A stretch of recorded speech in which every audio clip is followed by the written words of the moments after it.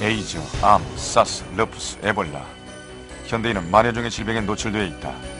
이 중 60%에 달하는 질병은 현대의학으로도 원인조차 규명할 수 없다. 세계보건기구에 따르면 지난 20년 동안 등장한 신종 전염병만도 40여 종에 이른다. 질병의 공포가 우리를 위협하고 있는 것이다. 면역성이 저하되는 거 아닙니까? 자기 자신의 면역체계가 떨어져 있으니까 그 면역력이 떨어져. 지금 이 순간 당신도 모르는 새 당신의 몸 안에서 침묵의 전투가 시작되고 있다. 질병과 치열한 사투를 벌이고 있는 그들. 면역체계가 그 면역력이 최고의 의사이자 바로 우리 몸에 있는 면역. 지금 세계는 당신의 몸 안을 주목하고 있다.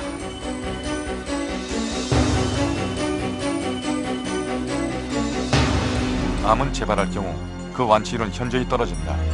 초발보다 재발의 치료가 힘들다는 것이다.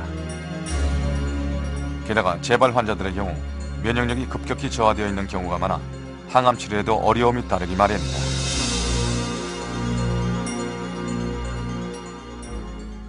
자기 면역력이 정상이면 그 암세포를 다 죽일 수가 있어요. 그런데 우리가 면역력이 떨어지면 암세포가 한 10만 개 정도만 있어도 암이 발생하거든요. 즉 우리 몸의 면역력에 따라서 암이 생길 수도 있고 안 생길 수도 있고. 혈관을 따라 흐르는 림프관. 림프관을 들여다보면 원형질의 작은 핵들이 부여하고 있다. 이것이 바로 림프구, 즉 면역세포다. 정상인의 면역세포는 분열을 하며 활발히 움직이고 있다. 반면 암세포가 점령한 림프관은 면역세포의 움직임이 현저히 둔해졌음을 알 수 있다. 그렇다면 암을 제외한 다른 질병의 경우는 어떨까? 각기 다른 질병을 가진 세 사람, 이들의 면역 지수를 다양한 검사를 통해 알아보기로 했다.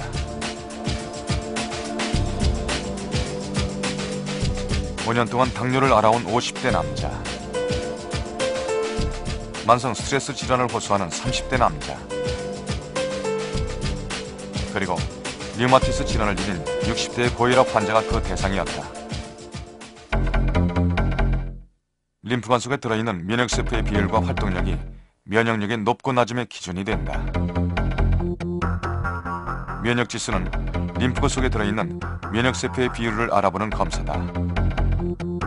5년 동안 당뇨를 알아온 50대 남자의 경우 면역지수 15%, 정상인에 비해 절반의 수치를 보였다. 만성 스트레스 질환을 호소하는 30대 남자는 18%, 정상인에 못 미치는 수치다. 류마티스 관절염과 고혈압이라는 두 가지 병증을 지닌 환자는 면역 수치가 5%에 불과했다. 인간의 몸은 선천적으로 이물질로부터 자신을 보호할 수 있는 방어 시스템을 갖추고 있다. 채모와 피부, 그리고 살균 성분이 들어있는 점액이 생체 방어의 제1선을 지키고 있다. 이 같은 물리적 방벽을 뚫고 들어온 이물질들은 2차 수비대와 만나게 된다. 마이크퍼지, T세포, B세포 등으로 이루어진 면역세포 부대다. 림프관을 통해 세균이 침투하면 다양한 기능을 면역세포들이 대항하기 시작한다. 면역세포들은 그 종류에 따라 역할이 분담되어 있다. 그리고 각기 다른 방식으로 이물질을 공격하기 시작한다.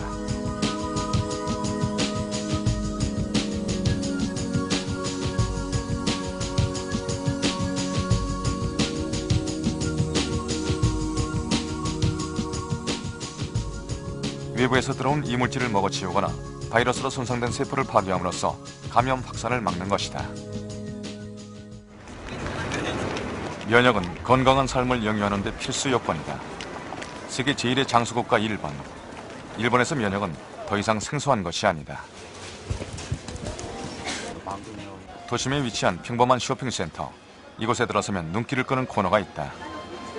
얼핏 보면 다를 게 없어 보이지만 이곳에 진열된 제품들에는 모두 동일한 이름들이 붙어 있다. 바로 면역이다. 今の時期でしたら花粉症ですね。あともう少し前でしたら風邪の時期。自分の力でお薬に頼らずに自分の力で風邪をかかりにくく、またかかっても早く治すようにするっていう風に考えてらっしゃって、それで自己免疫を高めるためのお薬が結構健康食品なんかがよく出ていますね。でもある程度温度で心がなんか落ち着くって言いますか。 손과 발을 따뜻하게 해줌으로써 혈액순환을 활발하게 하고 이를 통해 체내의 온도를 올려주는 건 역시 온열요법의 하나다. 온천의 원리를 이용한 것이다. いや温泉に入った効果というので免疫の反応がですね強くなるということはよく知られてるんですけれども、温泉の場合にその1回に入浴した効果と、それから例えば、3週間ぐらい滞在をして、徐々に体が慣れていった状態、それで、一旦免疫機能が上がるとか下がるとかあっても大体その正常化するというのが割と温泉の免疫に対する効果と。 체내에 침투한 이물질은 다양한 면역세포와 전투를 치러야 한다. 면역세포 중 가장 선봉에 서는 게 마크로파지와 NK세포다. 이 두 세포가 세균이나 먼지를 발견하게 되면 그 즉시 처리해낸다. 하지만 방어력이 약하거나 바이러스의 힘이 강할 경우 보다 강력한 정예부대가 등장하게 된다. 이것이 바로 T세포와 B세포다.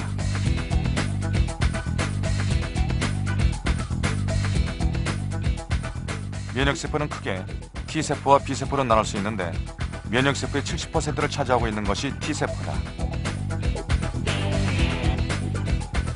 T세포와 B세포는 마크로파지로부터 적에 대한 정보를 얻어야만 적을 인식하게 된다. 적을 인식한 T세포는 흉선에서 교육을 받게 되는데 교육을 통해 역할을 분담받아야 비로소 공격에 나서는 것이다. 그러나 면역치료에 활용되고 있는 NK세포는 흉선에서 교육을 받을 필요가 없다. NK세포는 자기 몸에 있는 자기 몸과 남의 자기가 아닌 자기를 구별할 수 있는 능력이 있거든요. 그래서 몸에 바이러스가 들어오면 이게 바이러스다, 세균이다를 금방 알고서 공격할 수 있는 세포입니다. 그래서 NK라는 내추럴 킬러, 자연 살해세포라는 이름을 붙이게 됐습니다. NK세포는 이물질을 발견하자마자 접근전을 통해 정체를 분석해낸다.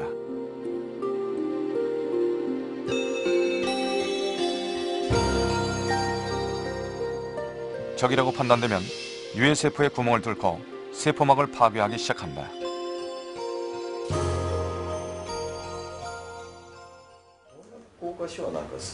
삼 년 전 비암 선고를 받았던 이 환자는 항암 치료와 면역 치료를 동시에 받았다.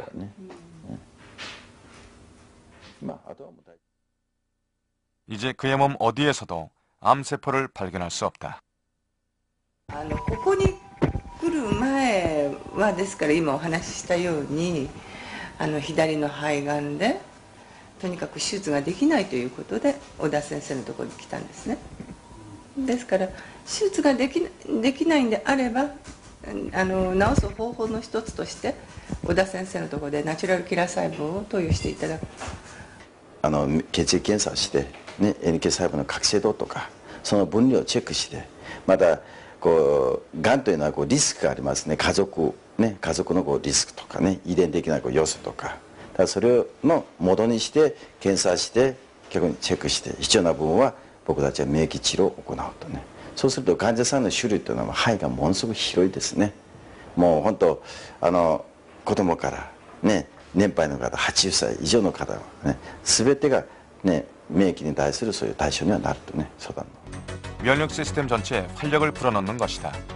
일종의 지원군인 셈이다. がんをやっつけることができるんじゃないかなということでチャレンジしたわけですね。 정자와 난자가 수정된 지 6주가 되면서 림프구가 형성되기 시작한다. 그때부터 인간은 면역 체계를 갖게 되는 것이다. 림프구의 수는 인간이 성장하면서 점차 증가하기 시작하는데 15살이 되면 성인의 양과 똑같은 림프구를 보유하게 된다. 그리고 점차 쇠퇴의 길을 걷기 시작한다. 나이가 들게 되면 면역이 많이 떨어지게 되는데요. 그걸 보게 되면 결국은 이제 그 몸에 있는 면역 세포 자체가 나이가 들수록 적어지는 것과 그 다음에 이제 면역 세포 자체가 점점 세지고 활성화시키는 기능이 떨어진다고 보시면 됩니다. 면역 세포를 활성화시킨다는 것은 림프구 자체를 활성화시키는 건데요. 림프구 안에 면역 세포가 있으니까요. 그거 자체가 좌우되는 게 또한 우리 몸에 있는 자율신경하고 관계가 있고요. 그 다음에 식사하는 거하고 관계가 있고요. 환경하고 관계가 있습니다. 그러나 무의식 중에 우리 몸 안의 면역 체계가 서서히 파괴되고 있다. 스트레스와 환경 오염에 무방비로 노출된 현대인. 우리의 면역 체계에 적신호가 들어오고 있다. 서울의 한 종합병원.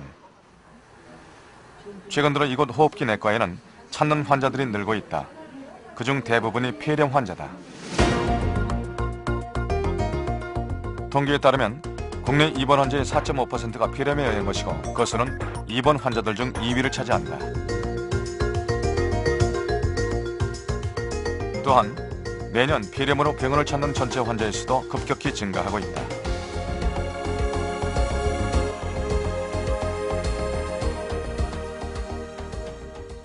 정상적인 것은 이렇게 까만 이런 모습이 이런 게 정상인데요.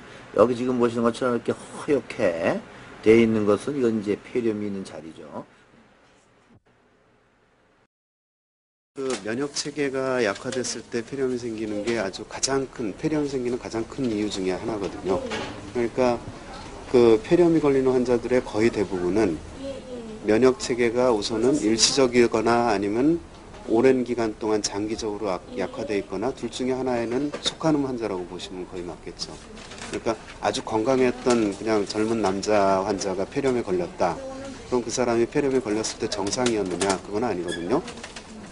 정상이었다 그러면은 밖에서 무슨 균이 누구한테 들어오거나 그랬어도 병 안 걸리고 그냥 넘어갔을 텐데 폐렴이 걸렸다는 거는 일시적으로라도 아주 과로를 했다든지 그건 될 거이고 또 다른 게 밥 못 먹고 그냥 지쳐가지고 그럴 때 그건 병원에다 살다시피 했어요 지금. 건강하실 때는 폐렴이나 그런 거 생기면 뭐 아예 그런 거 생기는 적도 없었는데 이 결국은 폐종양이 생기고 난 다음 이제 그 면역 능력이 떨어져 있으시니까 치료하는데 시간이 조금 더 오래 걸리시고 그러시는 거죠. 하루에도 수십 차례 우리는 폐렴 구균과 접하게 된다. 그만큼 흔한 세균이다. 그러나 면역력이 약해지는 순간 폐렴 구균을 방어할 능력을 잃어버리는 것이다.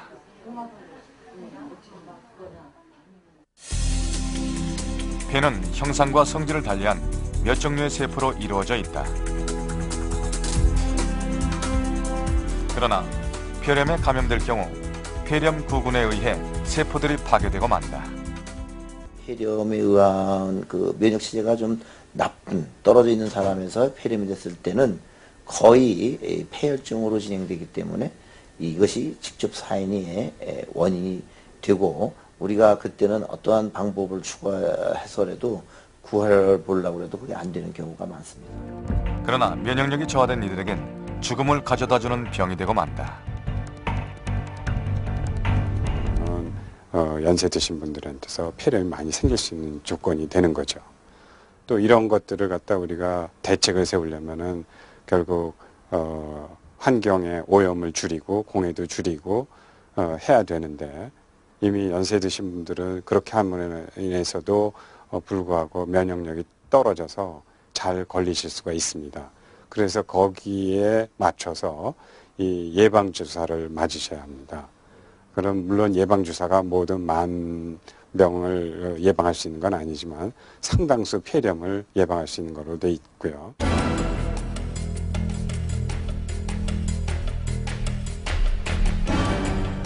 면역세포 중 B세포는 그 항원을 인식하고 이를 기억하는 습성이 있다.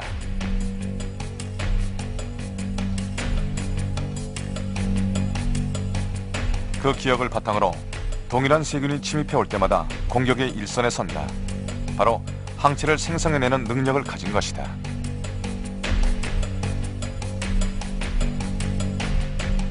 이렇듯 인간의 신체는 완벽한 면역 체계와 다양한 면역 세포들로부터 보호를 받고 있는 것처럼 보인다. 흉선의 단면을 들여다보면 나이가 증가함에 따라 면역 세포의 숫자가 감소하고 있다는 사실이 확연히 드러난다. 그 원인은 곧 환경에 있다. 스트레스와 대기 오염, 그 속에서 스스로를 지키기 위한 노력이 바로 면역인 것이다.